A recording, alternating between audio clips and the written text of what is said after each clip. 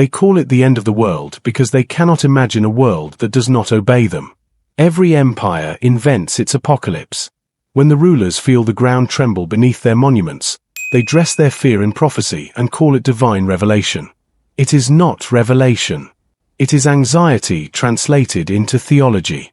Rome did it, the church inherited it, and modern prophets on screens replay it with better graphics and worse understanding. The idea of the world ending by fire did not come from heaven. It came from palaces. Kings who knew their power could not last turned their dread into scripture. They painted a future where disobedience summons destruction, where the sun dies and the faithful fly away, and where every questioner burns for thinking too deeply. This is not spirituality. It is insurance for tyranny. The book called Revelation is a masterpiece of imperial theater. It presents a world where the throne in heaven mirrors the throne of Caesar. It speaks in the same imagery used by apocalyptic poets of the empire, promising a final judgment that rewards allegiance and punishes rebellion. The beast, the mark, the dragon, all of it is political code wrapped in cosmic smoke. John of Patmos wrote not to warn humanity of the end, but to ensure submission during Rome's continuation. And when the church canonized it, the message became law: obey the empire or perish with the wicked. But the true apocalypse is nothing like that. The real end of the world is not destruction. It is disclosure. Apocalypse means unveiling. It means the curtain is torn away and the hidden machinery of deceit stands naked before the light. The world that ends is the world of illusion. The smoke clears. The idols rust. The priests panic because the river rises again. In the Nasoraean understanding, there is no end in flame. There is only renewal through water. The soul crosses the living stream, washing away the lies of earth. Fire burns for spectacle. Water flows for truth. Fire demands attention. Water demands reflection. The empire loves fire because it can weaponize it. It fears water because it cannot own it. The church sold fire because fear is profitable.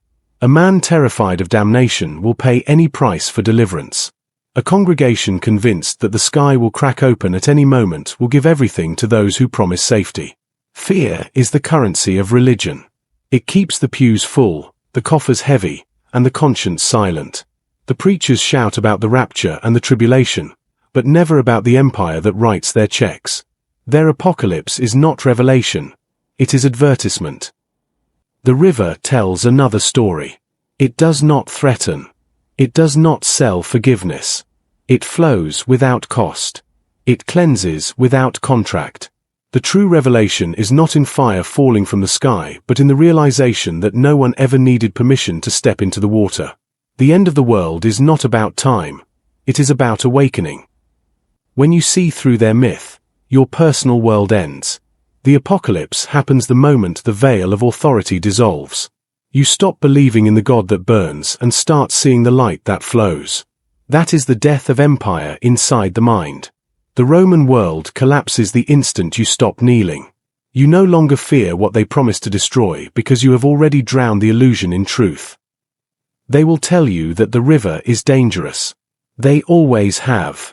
They said it to John, to Jesus, to every soul who found truth in the current instead of the temple. Water is rebellion to those who build their altars on dry stone. Fire can be contained in a torch, but the river cannot be bottled. That is why Rome buried it under the cross. That is why priests bless water but never enter it. They know what it does. It frees. The real battle of the end times is not heaven versus hell. It is fire versus water. Fire represents empire, control, fear, and profit. Water represents renewal, honesty, freedom, and life. The fire will rage, but the river will rise. The fire will roar, but the current will cool it. The water will remember its path, and it will wash clean every monument built upon deceit. Every apocalypse is personal before it is political. When illusion dies, empire falls. The so-called end of the world is simply the end of control.